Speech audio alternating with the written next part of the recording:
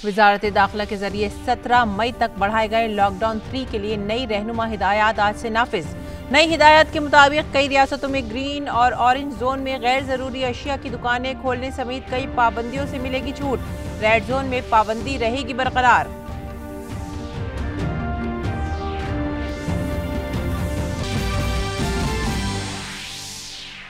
मरकज ने रियासतों को लिखा, आमद और रफ्त की सहूलत सिर्फ फंसे हुए माइग्रेंट मजदूरों, सयाहों, तलबा और दीगर लोगों के लिए होगी, न कि रोजगार के लिए दूसरे शहरों में मुकीम लोगों के लिए।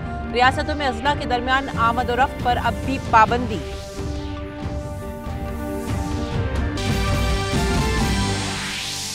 वज़ीर आज़म नरेंद्र मोदी आज नावाबस्ता ममालिक के सरबराह इजलास में वीडियो कॉन्फ्रेंसिंग के जरिए करेंगे शिरकत। रुकन ममालिक के दरमियान कोरोना वायरस इन्फेक्शन की सूरत हाल और इस वबा के खिलाफ कोशिशों में बेहतर तालमेल पर इजलास में होगी बातचीत।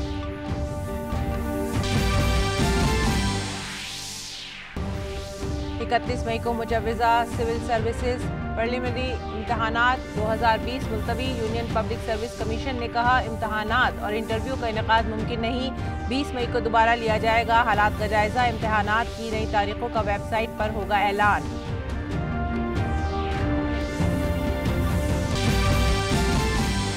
भारत में कोरोना इन्फेक्शन के एक्टिव मामलों की तादाद हुई 29,453, 11,706 मरीज सेहतयाब। अब तक 1,374 लोगों की मौत। वजारत सेहत ने कहा, कोरोना से सेहतयाबी की शरह है 27.52%। पिछले 24 घंटों में 2,553 मामले दर्ज। और दुनिया भर में कोरोना वायरस के मामलों में तेजी से इजाफा। अब तक कुल 35 लाख से जायद लोग कोरोना वायरस से मुतासिर। 2,47,000 से ज्यादा लोगों की मौत। अमेरिका में कोविड-19 से 67,000 से ज्यादा लोगों की मौत। आदाब नाजरीन, शाम 5 बजे की उर्दू खबरों में आप सभी का खैर मकदम है। नजर डालते हैं इस वक्त की अहम खबरों पर। कोरोना वायरस इन्फेक्शन को रोकने के लिए हुकूमत के जरिए लॉकडाउन 3 आज से नाफिज हो गया है। वाज़ेह रहे कि लॉकडाउन को तीसरे मरहले में 4 मई से 2 हफ्ते के लिए बढ़ाया गया है। हुकूमत ने लॉकडाउन से मुतालिक रियासत और मरकज के जेर इंतजाम इलाकों में अजला की दर्जाबंदी रेड, ऑरेंज और ग्रीन जोन में की है। इन जोनों की दर्जाबंदी के लिहाज से सरगर्मियों की इजाजत दी गई है, लेकिन कुछ महदूद सरगर्मियां पूरे मुल्क में बंद रहेंगी। रेल, हवाई खिदमात बंद रहेंगी, लेकिन खुसूसी कामों के लिए आमद और रफ्त की इजाजत होगी। कंटेनमेंट जोन के अलावा तमाम जोन में तमाम तिब्बी सरगर्मियां शुरू होंगी। Cinema hall, mall, gym, sports complex बंद रहेंगे। मजहबी मकामात बंद रहेंगे। समाजी, सियासी और सकाफती तकारीब की इजाज़त नहीं होगी। स्कूल, कॉलेज, तालीमी इदारे बंद रहेंगे। होटल, रेस्टोरेंट जैसी खदमात भी बंद रहेंगी। गैर ज़रूरी खदमात के लिए आमद रफ्त की शाम 7 बजे से सुबह 7 बजे तक सख्त पाबंदी होगी। रेड जोन की अगर बात करें तो रेड जोन में ज़रूरी खदमात के लिए ई कॉमर्स को इजाज़त हासिल होगी। रेड जोन में बैन रियासती और बैन अजला बसें नहीं चलेंगी। रेड जोन में नाई की दुकान, स्पा भी बंद रहेंगे।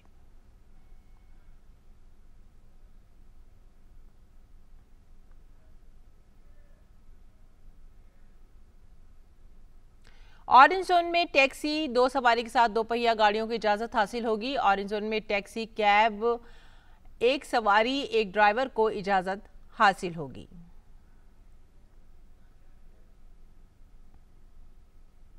और ग्रीन जोन में ममनुआ सरगर्मियों के अलावा तमाम सरगर्मियों की इजाजत होगी। माल बरदार गाड़ियों की आमद और रफ्त पूरे मुल्क में जारी रहेगी।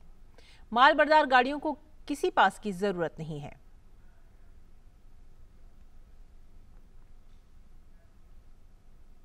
मुल्क में कोरोना वायरस इन्फेक्शन की सूरत हाल की बात करें तो मुल्क में कोरोना वायरस इन्फेक्शन के एक्टिव मामलात की तादाद 29,453 हो गई है। मुल्क भर में 11,706 मरीज पूरी तरह से सेहतयाब हो चुके हैं। हालांकि इन्फेक्शन की वजह से 1,374 अफराद को अपनी जान गंवानी पड़ी है। हुकूमत की कोशिश है कि लॉकडाउन की मदद से कोरोना इन्फेक्शन को काबू में रखा जा सके। इसीलिए लोगों से मुसलसल अपील की जा रही है कि वो अपने घरों में ही रहें और लॉकडाउन की रहनुमा हिदायत पर अमल करें।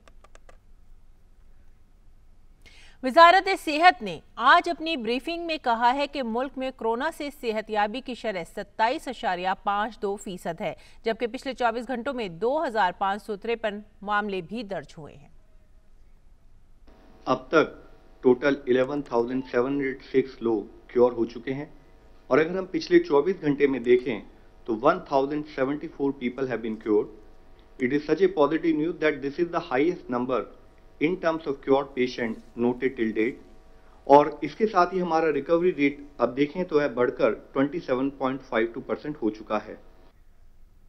वजारत सेहत ने वाज़ेह किया है कि चाहे भारत सरकार हो या रेलवे, वबा के सबब लॉकडाउन में फंसे लोगों से किसी तरह का कोई चार्ज नहीं लिया जा रहा है। हमारी गाइडलाइंस ने क्लियरली कहा है कि इन्फेक्शियस डिजीज मैनेजमेंट के भाग के रूप में जो मनुष्य जहां है वहीं रहे।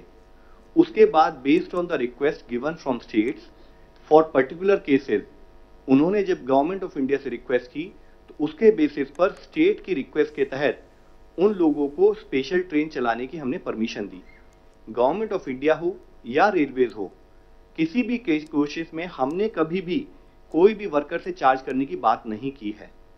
हमने 85% जो पूरी ट्रांसपोर्टेशन का कॉस्ट बियर किया जाता है, वह 85% जो है वो रेलवेज बियर करती हैं, 15% स्टेट को बियर करना है। और उसी प्रोसेस और बेस्ड ऑन स्टेट्स रिक्वेस्ट जो ये प्रोसेस शुरू हुआ है कि जो कुछ लिमिटेड पैसेंजर, जो स्टैंडर्ड पैसेंजर्स हैं, माइग्रेंट लेबरर्स हैं, जिनको लिमिटेड लोगों को लेके जाना है for some very particular reason, उसको स्टेट गवर्नमेंट उसी तहत में कोऑर्डिनेट भी कर रही है एक्सेप्ट फॉर 1 और 2 स्टेट्स। मरकजी हुकूमत ने रियासतों से कहा है कि वो लोगों की सहूलत के लिए दी जा रही रियायतें सिर्फ मजबूरी में फंसे अफराद को ही दें।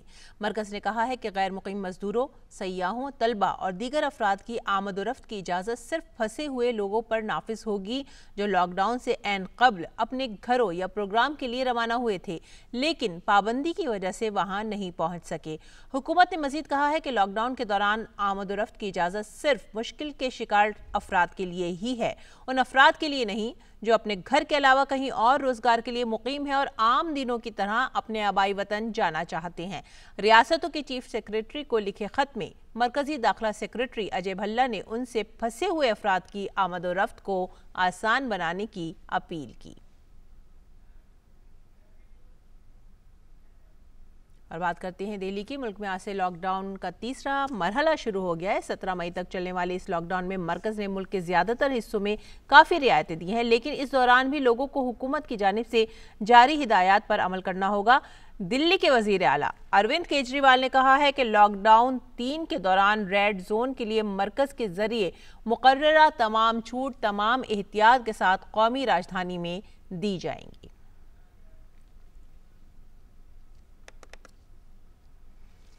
लॉकडाउन का तीसरा मरहला आज से शुरू हो गया है और कुछ नई शर्तों और ज़ाब्तों के साथ दुकानें खोलने की इजाज़त दी गई है, जिसका जायजा लिया हमारे नुमाइंदे मुकेश शुक्ला ने। आज से लॉकडाउन के तीसरे चरण की शुरुआत हो गई और इस लॉकडाउन को पालन कराने के लिए कुछ नियम और शर्तें रखी गई हैं भारत सरकार द्वारा।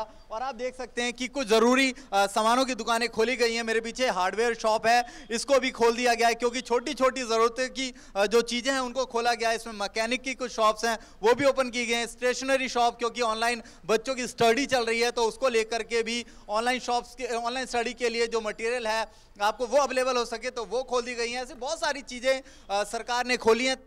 में हम इस समय एक सनग्लास शॉप में भी मौजूद हैं, यहाँ पे स्पेक्स की पूरी दुकानें खोली गई हैं क्योंकि ये भी बहुत ज़रूरी चीज़ें जिनके ऐनक या चश्मे टूट गए हैं या उनके पास लेंस बदलने के लिए कोई भी शॉप अवेलेबल नहीं थी पिछले 1 महीने से, तो ये शॉप एसेंशियल सर्विसेज के दौरान खोली गई है जो कि बहुत ज़रूरी है। चश्मे की तो ज़रूरत होती है, लोग बहुत परेशान हैं क्योंकि उनके चश्मे, किसी का लेंस टूट गया, किसी का साइड टूट गई, किसी का कुछ, तो उस हिसाब से खोलना ज़रूरी है। ये एक स्टेशनरी शॉप है क्योंकि ऑनलाइन एजुकेशन जो है वो जारी है देश भर में, तो ऐसे में छोटी छोटी ज़रूरतें होती हैं क्योंकि आपको अपने नोट्स तैयार करने होते हैं। ऐसे में जो बच्चों की पढ़ाई डिस्टर्ब ना हो उसके लिए यहाँ पर ये शॉप खोल दी गई है और लोग यहाँ पर आकर के न केवल अपने ज़रूरत की सामान, अपने बच्चों के लिए सामान परचेज कर रहे हैं बल्कि एक जो सोशल डिस्टेंसिंग है जिसकी खास अपील की गई है कि उसका खासा ध्यान रखा जाए वो भी है यहाँ पर। ये देखिए अभी किस तरह से सैनिटाइज अपने आप को करें। जो भी क्लाइंट आया उनको मटेरियल देने के बाद ही अपने आप को खुद हैंड सैनिटाइज कर रहे हैं। इनके पास लिक्विड सोप भी यूज़ कर सकते हैं। इसके साथ ही इनसे बात करते हैं। सर, आप जब कर रहे हैं ये शॉप, अब आपने आज से ओपन किया तो आपने जो पैरामीटर्स है उसको पूरा फॉलो कर रहे हैं? हाँ जी, हम सैनिटाइज करते हैं, पहले कस्टमर के पहले उसके हाथ सैनिटाइज करते हैं, उनके जाने के बाद अपने भी करते हैं, टोटली द्वारा हर परसेंट। नाजरीन, ना वाबस्ता ममालिक यानी नॉन अलाइड मूवमेंट के अरकान का इस वक्त सरबराह इजलास जारी है। वज़ीर आज़म नरेंद्र मोदी भी इस इजलास में शिरकत कर रहे हैं। वीडियो कॉन्फ्रेंसिंग के जरिए होने वाली ये मीटिंग कोरोना वबा के खिलाफ जंग पर मरकूज है। आइए मजीद तफसीलात के लिए बात करते हैं हमारे नुमाइंदे अरुण शर्मा से। जी अरुण, आपके पास क्या तफसीलात हैं इस सरबराह इजलास के बारे में? देखिए, इस वक्त की जो बड़ी खबर आ रही है वो ये कि प्रधानमंत्री नरेंद्र मोदी इस समय पर शिरकत कर रहे हैं। जो नाम समिट है, जो कि प्राइमरीली कोविड को ध्यान में रख करके इस समिट का जो आयोजन किया गया है, अजरबैजान जो है इसका जो नाम समिट का इस बार जो चेयरमैनशिप उसके पास में है, तो दरअसल इस समय पर ये बैठक इस समय पर चल रही है। प्रधानमंत्री नरेंद्र मोदी भी इस बैठक को संबोधित करेंगे, इसमें अपना वक्तव्य रखेंगे, स्टेटमेंट रखेंगे और ये बहुत ही बड़ी एक तरह से अचीवमेंट मानी जा सकती है, क्योंकि लगातार आपको इस बात का अंदाजा हो कि मल्टीलैटरल फोरम्स की अगर बात की जाए तो प्रधानमंत्री नरेंद्र मोदी ने सार्क के अंदर एक तरह से शुरुआत की थी वीडियो कॉन्फ्रेंसिंग के माध्यम से तमाम देशों को जोड़ने की, ताकि जो सार्क कंट्रीज जुड़ सके। उसके बाद में हमने देखा कि G20 नेशंस की भी बैठक हुई जिसमें प्रधानमंत्री ने शिरकत करी थी और बेस्ट प्रैक्टिसेस को शेयर किया था और दूसरी कंट्री से जानने की कोशिश की थी कि आखिर कोविड-19 को मात देने के लिए क्या कुछ रणनीति को अपनाया जा सकता है। इसके बाद में जो ब्रिक्स की जो FM लेवल की जो मीटिंग थी वो भी हुई थी, जिसमें कि फॉरेन मिनिस्टर्स की बातचीत हुई थी और दरअसल मल्टीलैटरल फोरम्स के माध्यम से संदेशा साफ है कि कैसे तमाम देश मल्टीलैटरल फोरम के माध्यम से एक साथ जुड़ सकें और अपनी अपनी जो बेस्ट प्रैक्टिसेस है उसको शेयर कर सकें। आखिर कोविड-19 को मात देने के लिए क्या कुछ स्ट्रेटेजीज हैं वो कारगर साबित हो सकती हैं।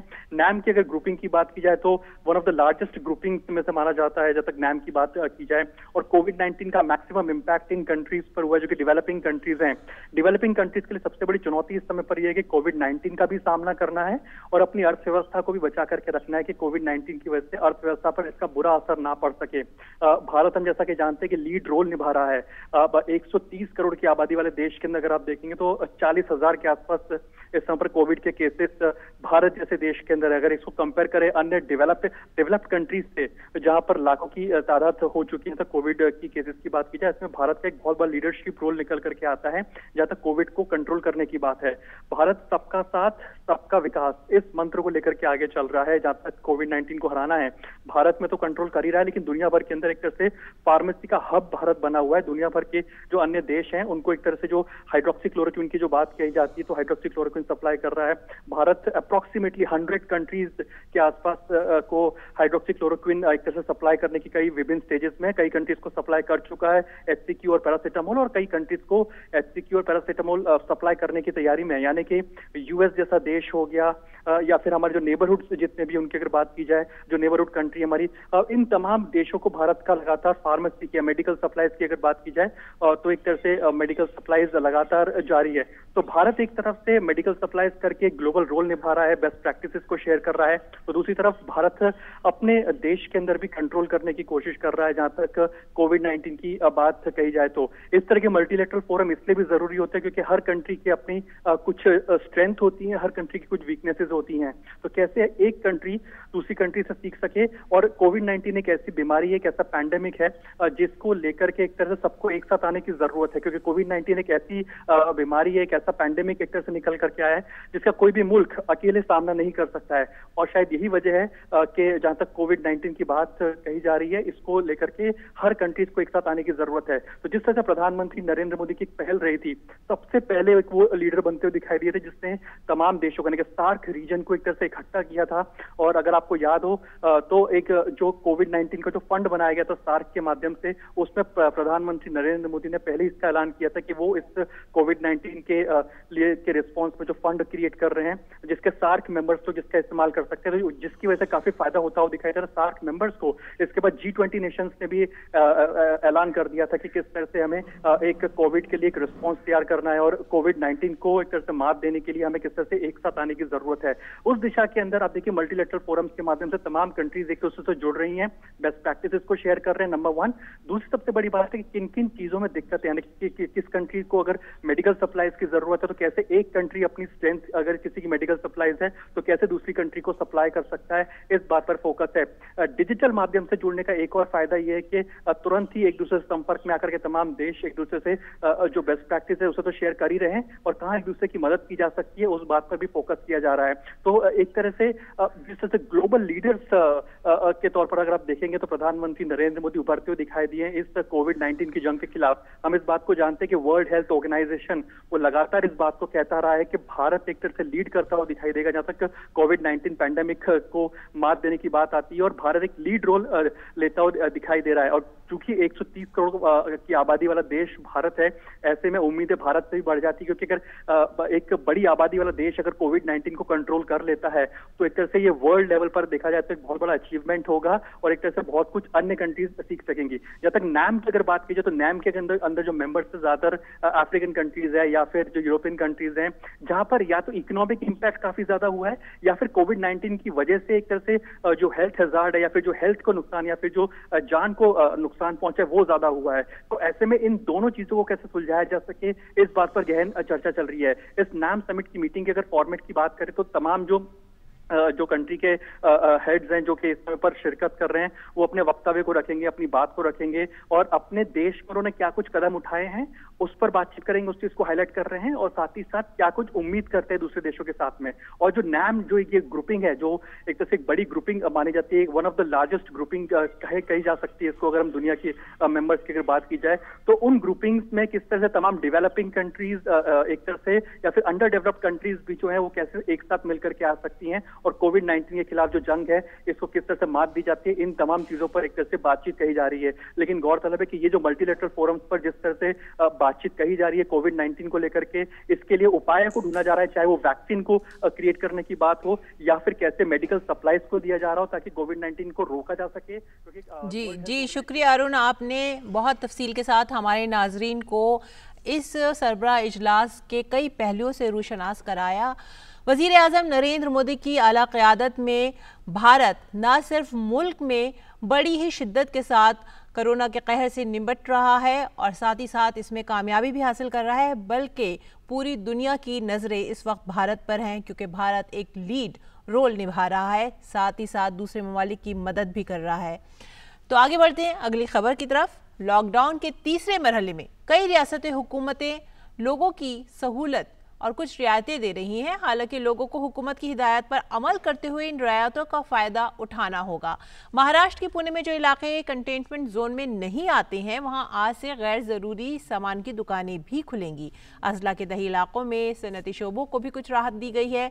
इसी दौरान पुणे पुलिस ने इम्तनाई अहकामात को कुछ रियायतों के साथ 17 मई तक के लिए बढ़ा दिया है। पुलिस के मुताबिक एक सड़क या एक गली में सुबह 10 बजे से शाम 6 बजे तक गैर जरूरी सामान की 5 दुकानें खोली जा सकेंगी।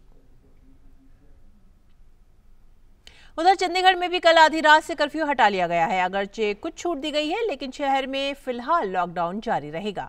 हालांकि चंडीगढ़ अभी भी 130 रेड जोन अजला में शामिल है, लेकिन सुबह 7 बजे से शाम 7 बजे तक आमद और रफ्त की इजाज़त दी गई है। जुफ्त ताक निज़ाम के तहत दुकानें सुबह 10 बजे से शाम 10 बजे तक खोलने की इजाज़त भी दी गई है। लॉकडाउन 3 के तहत मिली छूट का असर गुरुग्राम में भी देखने को मिला। यहां पर भी दुकानें खुली नजर आईं, सैलून की दुकान भी खुली। खास बात यह रही कि साफ सफाई पर खुसूसी तवज्जो दी गई है। दुकान खोलने से पहले इसे सैनिटाइज भी किया गया। केरल के कोझिकोड में भी कुछ दुकानें खुली और सब्जी मंडी में हल्की रौनक लौटी है। लोग जरूरी अशिया की खरीदारी करते हुए नजर आए। आंध्र प्रदेश में गुज़िश्ता 24 घंटे में कोरोना वायरस के 67 मामले सामने आए हैं। इस दौरान 10,292 अफराद का कोविड-19 टेस्ट किया गया था, जिसमें से 36 अफराद इलाज के बाद सेहतयाब हो गए हैं। अभी तक रियासत में 1,650 मामले हैं, जिनमें एक्टिव मामलों की तादाद 1,093 है। अब तक कुल 1,25,229 अफराद का कोविड-19 टेस्ट किया गया है। 524 अफराद को इलाज के बाद अस्पताल से छुट्टी भी दे दी गई है। रियासत में कुर्नूल से 491, गुंटूर से 338, कृष्णा से 278 सबसे ज्यादा मामले सामने आए हैं। कोरोना वायरस की जद में आने से अब तक 33 अफराद की मौत हो चुकी है।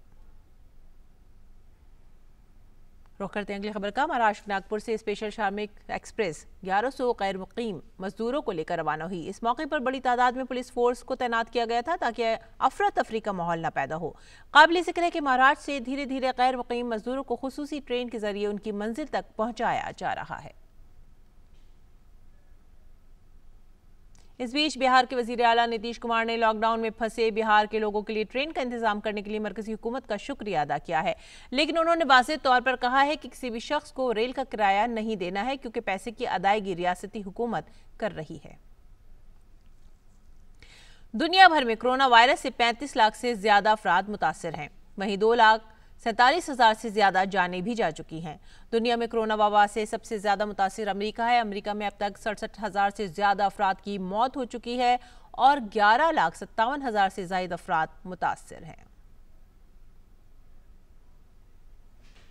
और आइए अब बात रमजान और कोविड-19 की वजह से रमजान के दौरान बरती जाने वाली खास एहतियाती तदाबीर की।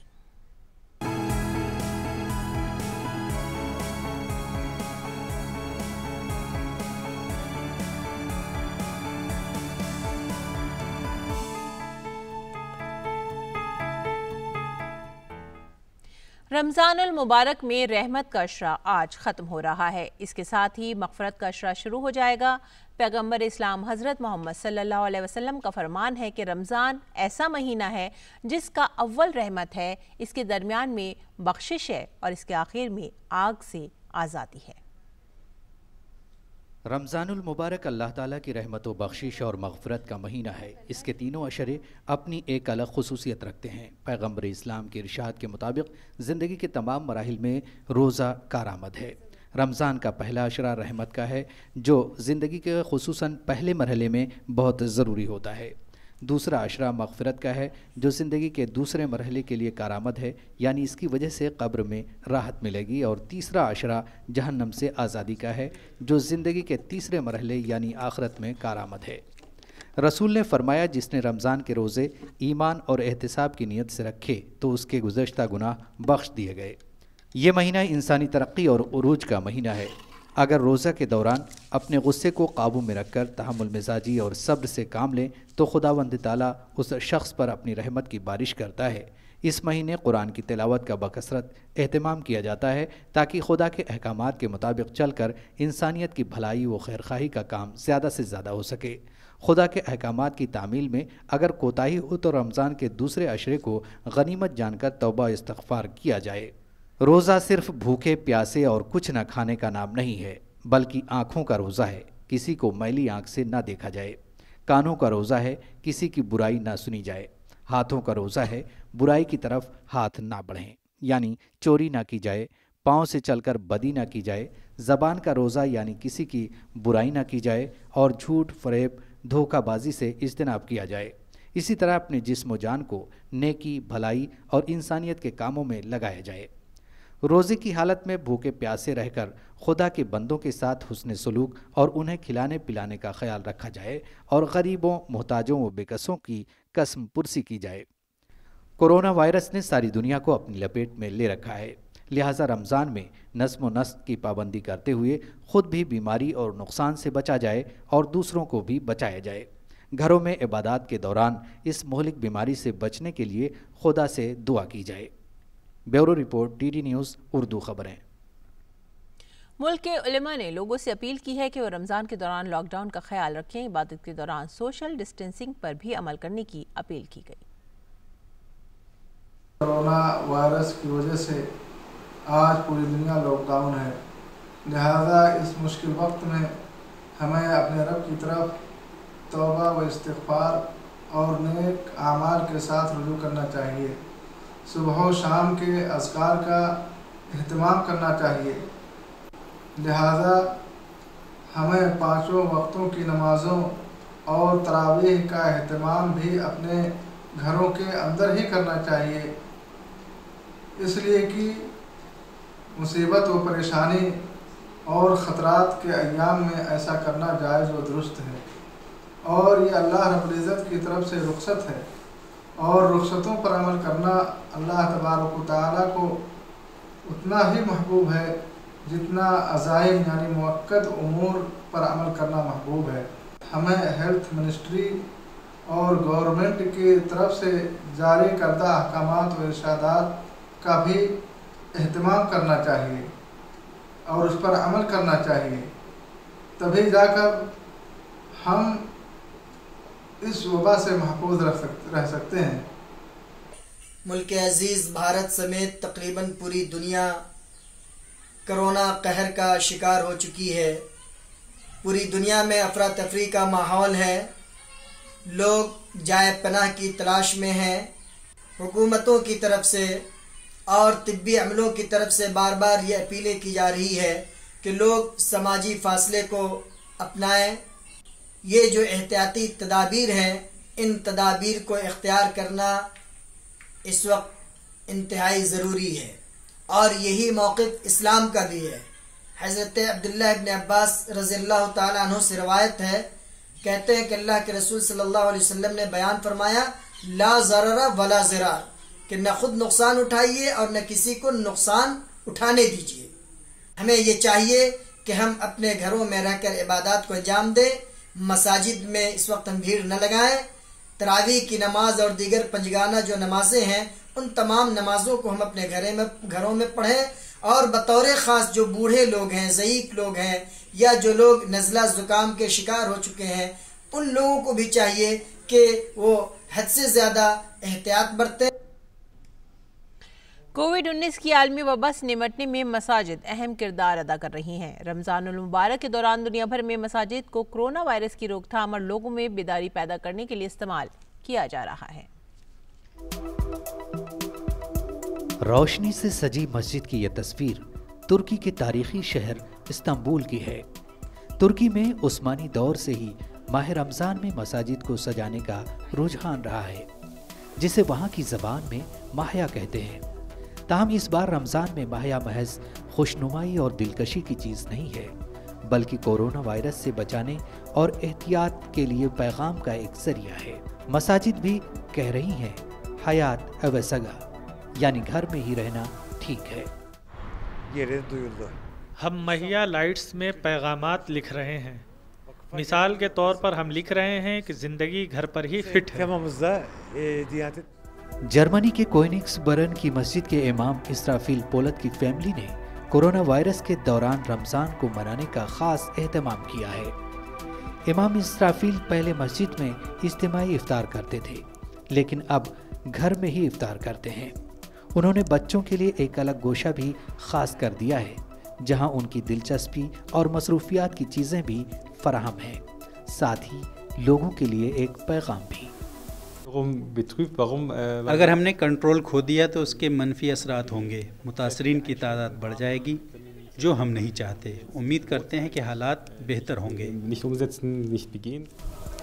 ब्राज़ील के प्राना में मस्जिद के इमाम ने सोशल मीडिया इस्तेमाल करते हुए लोगों को घरों में इबादत करने और वाज़ तज़कीर से फैज़याब होने का मौका फराहम किया है। इसके साथ ही मसाजिद से गरीबों और बेकसों की खबरगिरी और उनकी ज़रूरियात की तकमील का भी बंदोबस्त किया जा रहा है। Bureau report, DD news Urdu खबरें।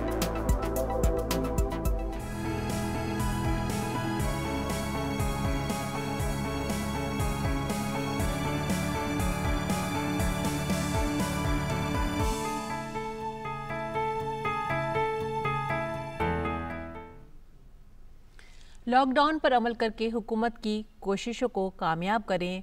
कोरोना वबा से निपटने के लिए हुकूमत हर सतह पर काम कर रही है। हमारी भी एक जिम्मेदारी है कि हम समाजी दूरी बनाएं और अपने साथ साथ दूसरों की हिफाजत का भी ख्याल रखें।